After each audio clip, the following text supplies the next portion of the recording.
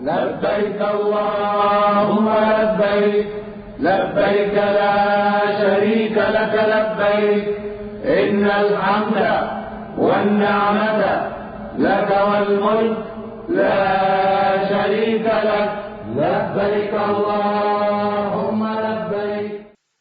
السلام علیکم ورحمۃ اللہ وبرکاتہ. نحمده ونصلی علی رسولہ الکریم. اما بعد فاعوذ باللہ من الشیطان الرجیم. بسم اللہ الرحمن الرحیم. رب اشرح لی صدری ویسر لی امری واحلل عقدۃ من لسانی یفقہوا قولی. نبی صلی اللہ علیہ وسلم نے مدینہ کی جو مسجد ہے، مسجد نبوی، اس کی زیارت کے لیے سفر اختیار کرنے کو مشروع قرار دیا ہے. آپ نے فرمایا 3 مسجدوں کے علاوہ کسی مسجد کی طرف سفر نہ کیا جائے، یعنی بطور خاص اس کی زیارت یا اس میں اجر کی نیت سے نماز پڑھنے کے لیے نہ جائیں. عبادت کی نیت سے صرف 3 مسجدیں، مسجد الحرام، مسجد نبوی اور مسجد اقصی.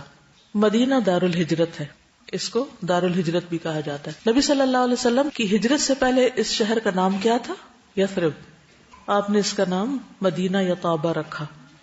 اس کو دار الہجرہ بھی کہا جاتا ہے، ہجرت کا گھر. قرآن مجید میں آتا ہے سورۃ الحشر آیت 9، والذین تبوأوا الدار والایمان من قبلہم یحبون من ہاجر الیہم ولا یجدون فی صدورہم حاجۃ مما اوتوا ویؤثرون علی انفسہم ولو کان بہم خصاصہ ومن یوق شح نفسہ فاولئک هم المفلحون. یہ مدینہ والوں کی صفات بیان کی گئی ہیں، اس میں انصار کی صفات ہیں. اور وہ لوگ جو پہلے ایمان لا چکے تھے اور یہاں دار الہجرت میں مقیم تھے. تبوأ الدار، دارا سے مراد ہے دار الہجرت، یعنی مدینہ میں پہلے سے ہی رہ رہے تھے اور نبی صلی اللہ علیہ وسلم کے آنے سے پہلے اسلام لے آئے یا پھر آپ کے پہنچنے پر جو بھی ہجرت کر کے ان کے پاس آئے وہ اس سے محبت کرتے ہیں. یعنی مدینہ ایک ایسا شہر ہے کہ جہاں کے رہنے والے دوسروں کو، باہر سے آنے والوں کو ویلکم کرتے ہیں، اور وہ اپنے سینوں میں اس چیز کی کوئی خواہش نہیں پاتے جو ان مہاجرین کو دی جائے، اور ان مہاجرین کو اپنی ذات پر ترجیح دیتے ہیں. خواہ انہیں سخت حاجت ہو، خود ضرورت مند بھی ہو تو بھی وہ آنے والوں کو پریفر کرتے ہیں. اور جو شخص اپنے نفس کی حرص سے بچا لیا گیا تو ایسے ہی لوگ کامیاب ہیں. رسول اللہ صلی اللہ علیہ وسلم نے فرمایا، مجھے ایسے شہر میں ہجرت کا حکم دیا گیا ہے جو دوسرے شہروں کو کھا لے گا، یعنی سب کا سردار بن جائے گا. منافقین اسے یثرب کہتے ہیں لیکن اس کا نام مدینہ ہے. وہ برے لوگوں کو اس طرح باہر کر دیتا ہے جس طرح بھٹی لوہے کے میل کو باہر نکال دیتی. یعنی برے لوگوں کا وہاں دل نہیں لگتا، وہ وہاں نہیں رہ سکتے، ان کو وہاں رہنے کا کوئی شوق نہیں. مدینہ حرم نبوی اور نزول وحی کا مقام ہے. نبی صلی اللہ علیہ وسلم نے فرمایا، ان ابراہیم حرم مکہ وانی احرم ما بین لابتیہا یرید المدینہ. بے شک ابراہیم علیہ السلام نے مکہ کو حرم بنایا، میں اس شہر کے 2 پتھریلے اطراف کے درمیان کے علاقے یعنی مدینہ کو حرم قرار دیتا ہوں. تو جس طرح مکہ حرم ہے اسی طرح مدینہ بھی حرم ہے، اس کی حدود متعین ہے. نبی صلی اللہ علیہ وسلم مدینہ سے محبت کرتے تھے، تو ہمیں بھی کیا کرنا چاہیے؟ محبت رکھنی چاہیے. آپ جب سفر سے واپس ہوتے اور مدینہ کی دیواروں کو دیکھتے تو اپنی سواری کو تیز چلاتے. اگر کسی دوسرے جانور پر ہوتے تو اسے مدینہ کی محبت کے سبب ایڑ لگاتے، یعنی قریب آ کر شوق بڑھ جاتا. ابو حمید کہتے ہیں کہ ہم نبی صلی اللہ علیہ وسلم کے ساتھ غزوہ تبوک سے واپس آ رہے تھے. جب آپ مدینہ کے قریب پہنچے تو مدینہ کی طرف اشارہ کر کے فرمایا کہ یہ طابہ ہے، یہ احد پہاڑ ہے، یہ ہم سے محبت رکھتا ہے اور ہم اس سے محبت رکھتے ہیں. اس سے کیا پتہ چلتا ہے؟ پہاڑ بھی محبت کرتے ہیں انسانوں سے، جگہ بھی محبت کرتی ہیں، اور کچھ لوگوں کی وہاں سے غیر حاضری پر یا ان کے فوت ہونے پر وہ زمین بھی روتی ہے جہاں وہ عبادت کرتے ہیں، اور آس پاس کا ماحول بھی ان کی جدائی کو محسوس کرتا ہے. سوچئے میرے اور آپ کے لیے کون سی زمین اور کون سا آسمان اور کون سا پہاڑ رو سکتا ہے؟ زمین و آسمان کی ہر چیز اللہ کی وفادار ہے، اللہ کی اطاعت گزار ہے. تو جن جگہوں پر اللہ تعالی کی عبادت کی جاتی اور اللہ کی فرما برداری کے کام کیے جاتے ہیں اور مستقل طور پہ کیے جاتے ہیں، تو جب وہ شخص وہاں سے چلا جاتا ہے تو وہ جگہ اس شخص کے لیے اداس ہوتی ہیں اور اس کے حق میں قیامت کے دن گواہی دیں گی. اسی طرح جب کوئی شخص کسی جگہ پر برا کام کرتا ہے اور کرتا رہتا ہے تو جب وہ بندہ مر جاتا ہے تو وہ جگہ شکر کرتی کہ ظالم لوگ یہاں سے رخصت ہوئے. نبی صلی اللہ علیہ وسلم نے مدینہ کے لیے دعا بھی کی. فرمایا اے اللہ جتنی مکہ میں برکت عطا فرمائی ہے مدینہ میں اس سے دگنی عطا فرما. صحیح بخاری کی روایت ہے. حضرت عائشہ کہتی ہیں ہم مدینہ آئے تو وہاں وبا تھی, بیماریاں تھیں, تو حضرت ابوبکر اور حضرت بلال بیمار ہو گئے. جب رسول اللہ صلی اللہ علیہ وسلم نے اپنے اصحاب کی بیماری دیکھی تو دعا فرمائی کہ اے اللہ جیسا کہ تو نے ہمارے لیے مکہ کو محبوب بنایا تھا مدینہ کو ہمارے لیے اس سے بھی زیادہ محبوب بنا دے, اور مدینہ کو صحت کی جگہ بنا دے, اور ہمارے لیے مدینہ کے ساع میں اور مد میں یعنی پیمانے ہیں ان میں برکت عطا فرما, اور مدینہ کے بخار کو جہفہ کی طرف پھیر دے. مدینہ کے آس پاس فرشتوں کا پہرا ہے. ابو ہریرہ کہتے ہیں مدینہ کے راستوں پر فرشتے ہیں, نہ اس میں طاعون آ سکتا ہے نہ دجال.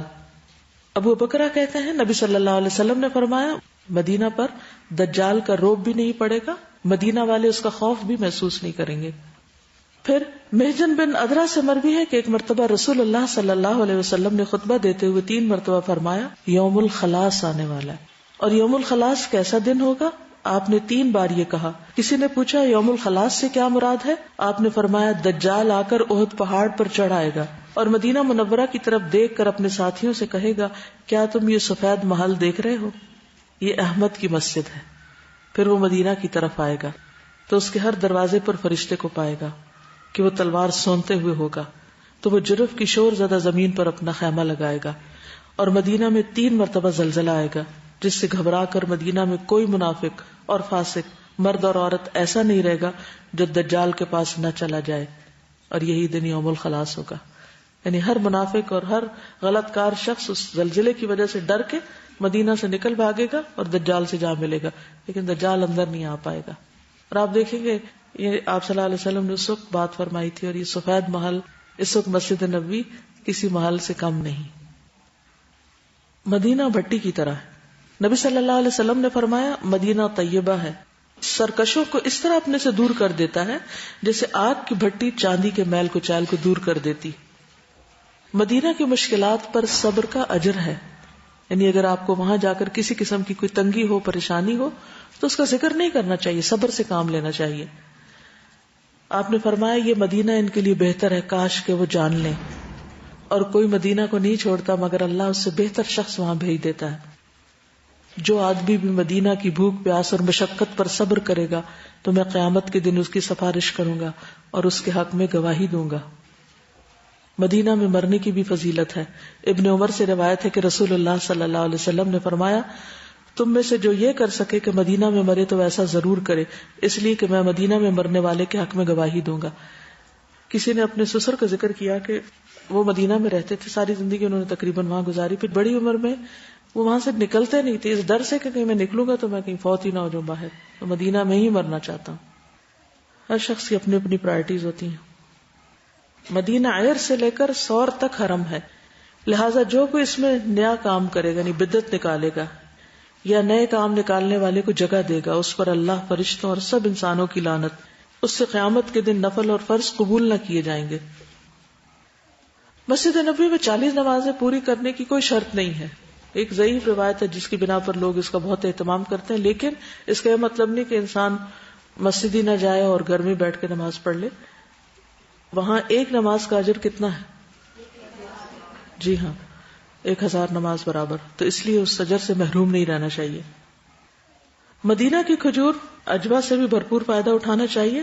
آپ نے فرمایا العجوۃ من الجنہ, عجوہ کھجور جنت کی کھجور ہے, اور جو شخص صبح 7 کھجوریں یہ کھائے گا اس دن زہر اور جادو سے محفوظ رہے گا, ان اس کے نقصان سے, اور اس کے کھانے میں شفا بھی ہے.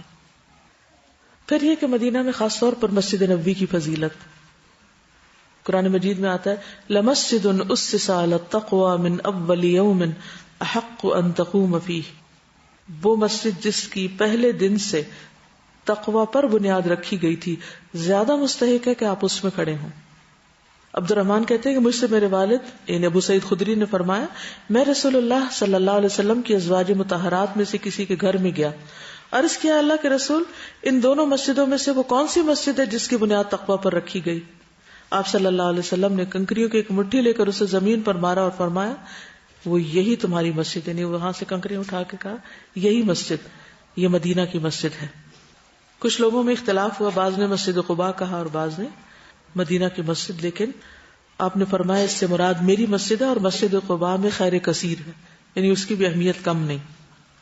آپ صلی اللہ علیہ وسلم نے اس مسجد کی تعمیر میں خود حصہ ڈالا, صحابہ کے ساتھ اینٹیں ڈھو ڈھو کر لائے اور اس کو تعمیر کیا. حضرت ابو ہریرہ سے روایت ہے کہ رسول اللہ صلی اللہ علیہ وسلم نے فرمایا 3 مساجد کے علاوہ کسی اور مسجد کا سفر ثواب کی نیت سے نہ کیا جائے. میری یہ مسجد یعنی مسجد نبوی, مسجد حرام اور مسجد اقصی. اور آپ نے یہ فرمایا, ابن عمر کی روایت ہے, میری اس مسجد میں نماز کا ثواب باقی مساجد کے مقابلے میں 1000 گنا زیادہ ہے سوائے مسجد حرام کے. مسجد میں کیسے داخل ہونا چاہیے؟ اعوذ باللہ العظیم وبوجہہ الکریم وسلطانہ القدیم من الشیطان الرجیم, اور بسم اللہ والسلام علی رسول اللہ اللہم اغفر لی ذنوبی وافتح لی ابواب رحمتک. مسجد میں داخل ہونے کے بعد کیا کرنا چاہیے؟ تحیۃ المسجد پڑھنی چاہیے. ابو قتادہ کہتے ہیں کہ میں مسجد میں داخل ہوا اس حال میں کہ رسول اللہ صلی اللہ علیہ وسلم لوگوں کے درمیان تشریف فرما تھے. وہ کہتے ہیں کہ میں بھی بیٹھ گیا, جا کے اندر گیا اور جا کے بیٹھ گیا. آپ نے فرمایا تمہیں بیٹھنے سے پہلے 2 رکعتیں پڑھنے سے کس چیز نے روکا ہے؟ میں نے عرض کیا اللہ کے رسول صلی اللہ علیہ وسلم میں نے آپ کو اور دوسرے لوگوں کو بیٹھے ہوئے دیکھا تو میں بیٹھ گیا. آپ نے فرمایا جب بھی تم میں سے کوئی مسجد میں داخل ہو تو وہ نہ بیٹھے جب تک کہ 2 رکعتیں نہ پڑھ لے. ٹھیک ہے. حجرہ مبارک کی طرف رخ کر کے نبی صلی اللہ علیہ وسلم پر ان الفاظ سے سلام بھیجیں, السلام علیک ایھا النبی ورحمۃ اللہ وبرکاتہ, السلام علینا وعلی عباد اللہ الصالحین. ٹھیک ہے. جب روضہ مبارک پر جائیں تو یہ دعا پڑھیں یا اس طرح سلام بھیجیں. نافع بیان کرتے ہیں کہ ابن عمر جب سفر سے واپس آتے تو مسجد میں داخل ہوتے, قبر مبارک پر آتے اور کہتے السلام علیک یا رسول اللہ, اے اللہ کے رسول صلی اللہ علیہ وسلم آپ پر سلام ہو. اس کے ساتھ ہی درود ابراہیمی بھی پڑھیں, اللہم صلی علی محمد وعلی آل محمد کما صلیت علی ابراہیم وعلی آل ابراہیم انک حمید مجید, اللہم بارک علی محمد وعلی آل محمد کما بارکت علی ابراہیم وعلی آل ابراہیم انک حمید مجید. مسجد میں بیٹھے ہوئے کثرت سے درود پڑھتے رہیں, فارغ اوقات میں ادھر ادھر کی باتیں نہ کریں. حتیٰ کہ مسجد میں اگر داخل ہونے کے بعد آپ اگلی صفوں تک پہنچنے کے لیے یا رستہ بناتے ہوئے یا کہیں رستے میں بھیڑ کی وجہ سے رکنا بھی پڑے تو کثرت سے درود شریف پڑھتے جائیں. اللہم صلی علی محمد النبی الامی وعلی آل محمد, کیونکہ اس سے دل کی کیفیت ہی بدل جاتی اور ایک اور ہی احساس ہوتا ہے کہ ہم جس ہستی پہ درود بھیج رہے ہیں ہم اس سے کتنے قریب ہیں اس وقت. اسی طرح اللہم صلی علی محمد وعلی آل محمد. پھر حضرت ابوبکر صدیق اور حضرت عمر پر بھی سلام بھیجیں. نافع بیان کرتے کہ ابن عمر جب سفر سے آتے تو مسجد میں داخل ہوتے, قبر مبارک پہ آتے, پہلے نبی صلی اللہ علیہ وسلم پہ سلام بھیجتے, پھر کہتے السلام علیکہ یا ابا بکر, اور پھر حضرت ابو بکر کے بعد حضرت عمر کو سلام کرتے السلام علیکہ یا عمر. مسجد میں کثرت سے نوافل, تلاوت قرآن مجید, درود شریف وغیرہ پڑھتے رہنا چاہیے, اور اس میں درود شریف صرف قبر مبارک کے پاس ہی نہیں پڑھنا چاہیے, ویسے بھی پڑھتے رہنا چاہیے, کیونکہ بعض لوگ صرف وہیں پر ہی سلام یا درود کو خاص کر لیتے ہیں اور عام طور پہ نہیں پڑھتے. سہیل کہتے ہیں کہ مجھے علی بن ابی طالب کے پوتے حسن بن حسن نے قبر کے پاس دیکھا. اس وقت وہ فاطمہ کے گھر رات کا کھانا کھا رہے تھے. انہوں نے مجھے بلایا اور کہا آؤ کھانا کھاؤ. میں نے کہا مجھے چاہت نہیں. انہوں نے پوچھا کیا وجہ ہے؟ میں نے تمہیں قبر کے پاس دیکھا ہے. یعنی اس وقت اس طرح تو کچھ بھی بند نہیں تھا نا, کھلا تھا سب. میں نے کہا میں نبی صلی اللہ علیہ وسلم پر سلام بھیجنے آیا تھا. انہوں نے کہا جب تم مسجد میں داخل ہوئے تھے تو سلام کر لیتے. پھر کہا کہ رسول اللہ صلی اللہ علیہ وسلم نے فرمایا میری قبر کو عیدگاہ نہ بناؤ اور نہ ہی اپنے گھروں کو قبرستان بناؤ, مجھ پر درود بھیجو, تم جہاں کہیں بھی ہو تمہارا درود مجھ تک پہنچ جاتا ہے. اللہ یہود پر لعنت بھیجے جنہوں نے اپنے انبیاء کی قبروں کو مسجد بنا لیا. پھر کہا تم اور اندلس میں موجود شخص نبی صلی اللہ علیہ وسلم پر درود بھیجنے کے معاملے میں برابر ہو. یعنی ایک شخص وہاں بیٹھا ہے ہزاروں میل دور اور تم یہاں، دونوں کا درود برابر ہی پہنچے گا آپ کو. تو کہیں بھی پڑھ سکتے ہو، صرف قبر کے پاس بیٹھ کر ہی نہیں پڑھنا، یا صرف مسجد نبوی میں ہی نہیں بلکہ ہر جگہ. اور وہاں پہ اگر ہو سکے تو سیرت رسول صلی اللہ علیہ وسلم کا مطالعہ کریں، خصوصاً مدنی دور کا، کیونکہ اس سے بہت سی چیزیں بہت اچھی طرح پھر سمجھ میں بھی آتی ہیں. لیکن روضۃ الجنہ جو ہے یا ریاض الجنہ، اس تک پہنچنے کے لیے دھکم پیل اور لوگوں کو اذیت نہ دیں، یا نماز پڑھنے والوں کے آگے سے نہ گزریں. اگر نفل کا موقع مل جائے تو بہت اچھا، اور اگر نہ بھی نفل پڑھ سکے کیونکہ جگہ ہی نہیں ہے تو بھی وہاں تھوڑی دیر رک کر واپس آ جائیں. نبی صلی اللہ علیہ وسلم نے فرمایا، میرے حجرے اور ممبر کے درمیان والی جگہ جنت کے باغوں میں سے ایک باغ ہے، اور میرا ممبر میرے حوض پر واقع ہے. اور امام بخاری نے اسی جگہ پر صحیح بخاری لکھی تھی. مدینہ منورہ میں کچھ اور مقامات بھی ہیں، مثلا مسجد قباء. مسجد قباء جو ہے اس کی زیارت بھی ضروری ہے. نبی صلی اللہ علیہ وسلم ہر ہفتے کو مسجد قباء آتے، کبھی پیدل کبھی سواری پر. عبداللہ بن عمر بھی ایسا ہی کرتے. عامر بن سعد اور عائشہ بنت سعد سے مروی ہے، ان دونوں نے اپنے والد سعد بن ابی وقاص کو کہتے ہوئے سنا کہ مجھے بیت المقدس میں نماز پڑھنے سے زیادہ پسندیدہ یہ ہے کہ میں مسجد قباء میں نماز پڑھوں. مسجد قباء جاتے ہوئے باوضو ہو کر گھر سے نکلنا. رسول اللہ صلی اللہ علیہ وسلم نے فرمایا، جو اپنے گھر سے خوب اچھی طرح وضو کرے پھر مسجد آ کر نماز پڑھے، اس کو عمرہ کے برابر اجر ملے گا. کس مسجد میں جا کر؟ مسجد قباء میں جا کر نماز پڑھے. اس کے علاوہ بقیع غرقد، ممکن ہو تو جنت البقیع میں مدفون لوگوں کی مغفرت کی دعا کے لیے جائیں. رسول اللہ صلی اللہ علیہ وسلم مدینہ طیبہ کے قبرستان بقیع غرقد، جس کو جنت البقیع کہتے ہیں، اور شہدائے احد کی قبروں کی زیارت کے لیے جایا کرتے تھے اور ان کے لیے دعا بھی کرتے تھے. السلام علیکم دار قوم مؤمنین واتاکم ما توعدون غدا مؤجلون وان شاء اللہ بکم لاحقون اللہم اغفر لأہل بقیع الغرقد. اے مومنو، تمہارے اوپر سلام ہو، تمہارے پاس وہ چیز آ چکی ہے جس کا تم سے وعدہ کیا جاتا تھا کہ مستقبل میں وہ تم کو ملے گی، یعنی موت کے بعد تم اس موقع پر یا اس وعدے کو پہنچ چکے ہو. اگر اللہ نے چاہا تو ہم تم سے ملنے والے ہیں. اے اللہ بقیع غرقد والوں کی مغفرت فرما. پھر جبل احد، احد کا پہاڑ. نبی صلی اللہ علیہ وسلم نے فرمایا تھا کہ احد ہم سے محبت کرتا ہے اور ہم اس سے محبت کرتے ہیں. یہ وہی پہاڑ ہے جس پر ایک مرتبہ نبی صلی اللہ علیہ وسلم، حضرت ابو بکر، حضرت عمر اور عثمان جب اس پہ چڑھے تھے تو احد کانپ اٹھا تھا. آپ نے فرمایا، احد سکون کر، اس وقت تجھ پر ایک نبی، ایک صدیق اور 2 شہید کھڑے. صدیق ابو بکر اور 2 شہید حضرت عمر اور عثمان.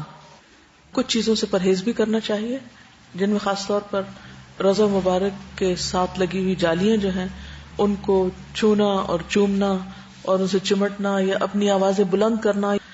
اسی طرح آپ کی قبر مبارک پر آوازوں کا بلند کرنا، شور ہنگامہ کرنا، قبر مبارک کی طرف دیکھ کے دعا کرنا، یعنی یا پھر رکوع کرنا یا اس طرف منہ کر کے سجدہ کرنا یا اس کے پاس ہی تلاوت وغیرہ کے لیے بیٹھ جانا یا اس کا طواف کرنا.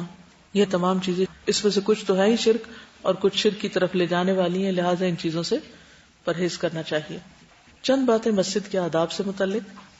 حاجیوں کے لیے بھی اور عام لوگوں کے لیے بھی مسجد کے آداب کو ملحوظ رکھنا بہت ضروری ہے، اور اس کی یاد دہانی آپ کو کرانا ضروری سمجھتی ہوں، کیونکہ خصوصاً خواتین جب وہ حج یا عمرے کے لیے جاتی ہیں تو مسجد کے آداب انہیں معلوم نہیں ہوتے، اس لیے بہت سی ایسی چیزیں سرزد ہو جاتی ہیں کہ جو نہیں ہونی چاہیے. مسجد جاتے وقت گھر سے وضو کر کے چلنا چاہیے، الا یہ کہ ضرورت پیش آ جائے تو وہاں ایمرجنسی میں دوبارہ کر لیا جائے، ورنہ اگر سارے لوگ وہاں پہنچ کے وضو کریں گے تو اس کے 2-3 نقصان ہیں.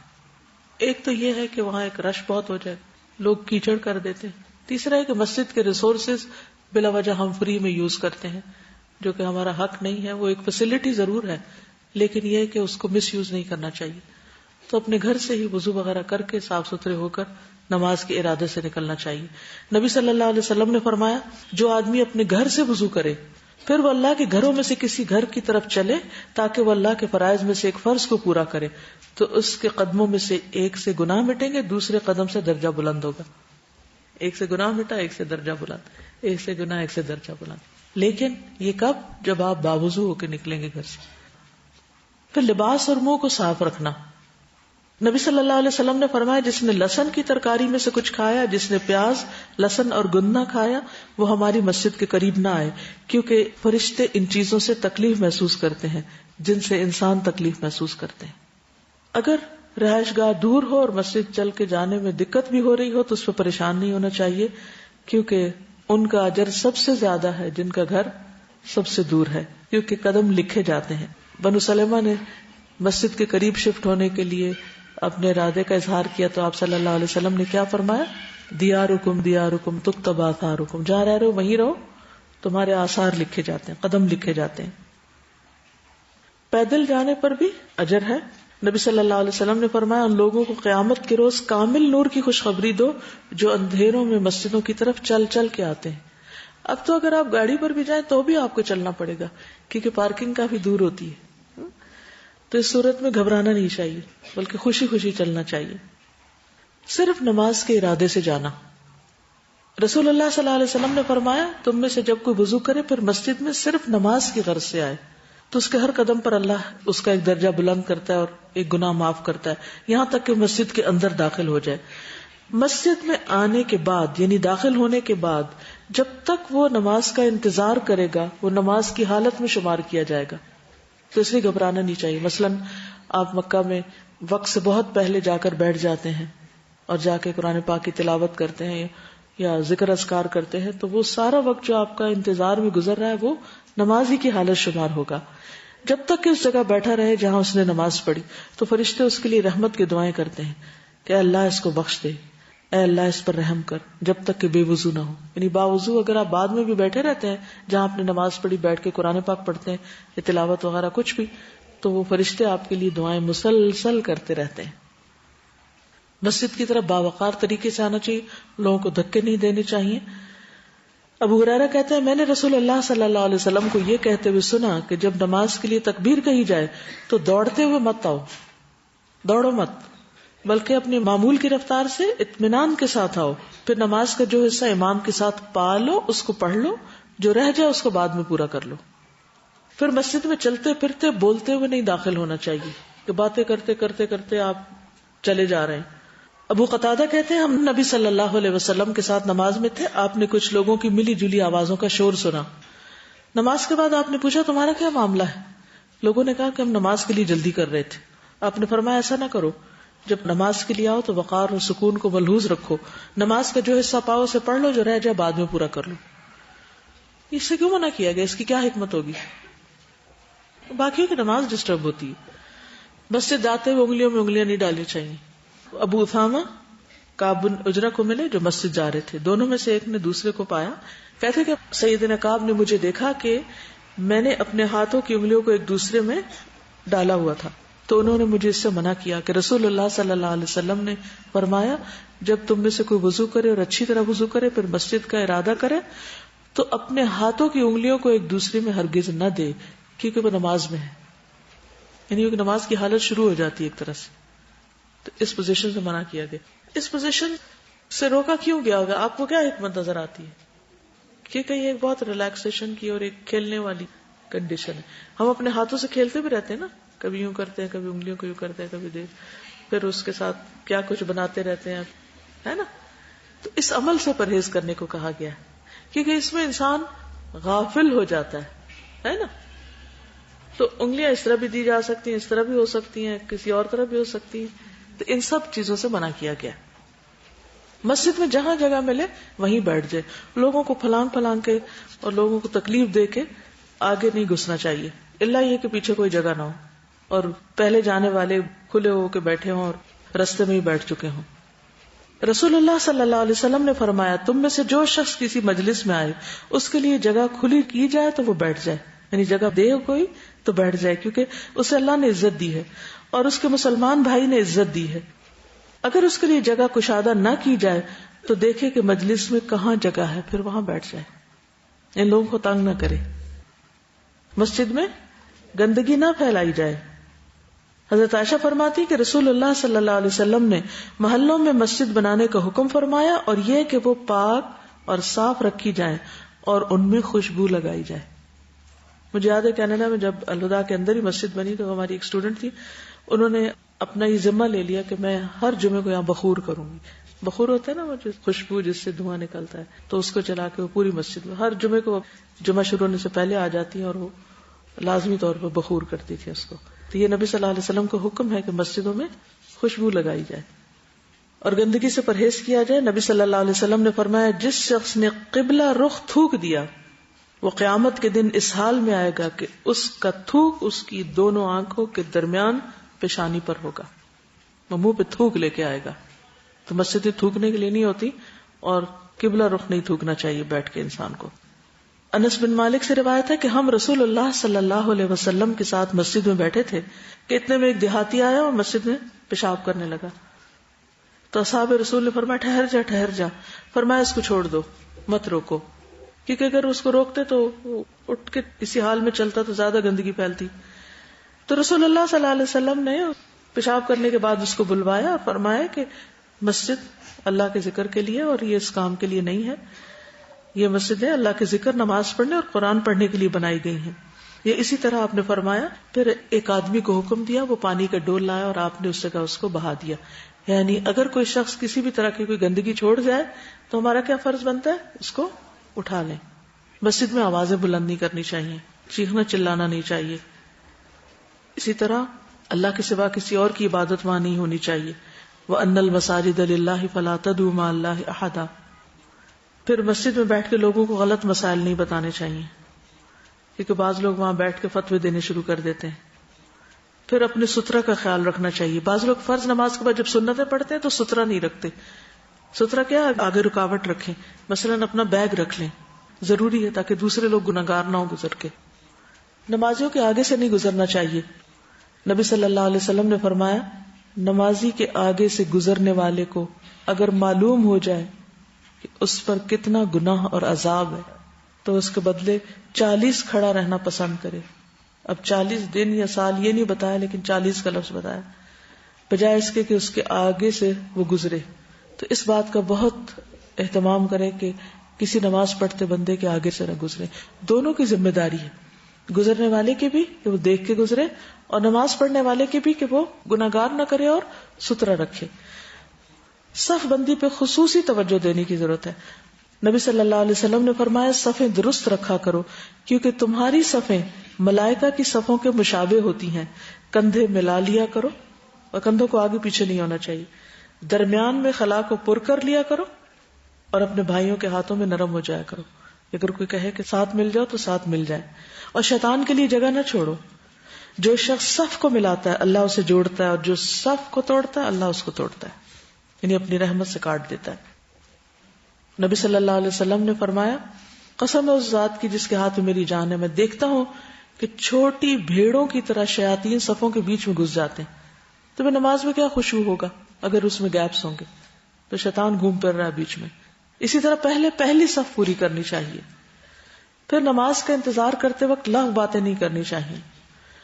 پھر اسی طرح مسجد میں بیٹھ کے بلند آواز سے تلاوت نہیں کرنی چاہیے. اس سے کیا ہوگا, دوسرے لوگوں کو تکلیف ہوگی, کیونکہ ہر کوئی اپنے اپنے ذکر, عبادت اور دعا وغیرہ میں مصروف ہے. اب یہ ہے کہ جب حج کرنے کے بعد آپ واپس لوٹیں اپنے گھروں کو, تو باقی زندگی کو بھی حج کے مطابق گزاریں. چلیے آپ کا حج تو یہاں مکمل ہوا.